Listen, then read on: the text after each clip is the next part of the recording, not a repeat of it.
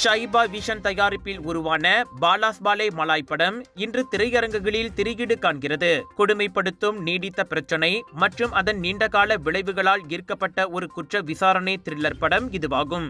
மர்மமான மரணத்திற்கு பின்னால் உள்ள மறைக்கப்பட்ட ரகசியங்களை ஆராயும் திரைக்கதையை கொண்டு இந்த படம் தயாரிக்கப்பட்டுள்ளது.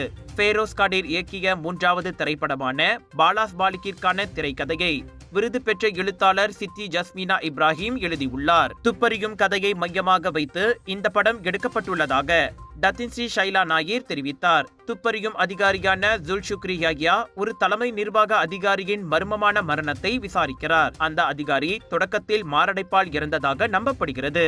அவரது விசாரணையில் இருண்ட ரகசியங்களும் மறைந்திருக்கும் பழிவாங்கும் அம்சமும் இருப்பதை அறிந்து அந்த கொலைக்கு பொறுப்பானவர்களை நீதியின் முன் நிறுத்துவதற்கு மேற்கொள்ளும் முயற்சியை பாலாஸ் பாலி திரைக்கதை சித்தரிக்கிறது.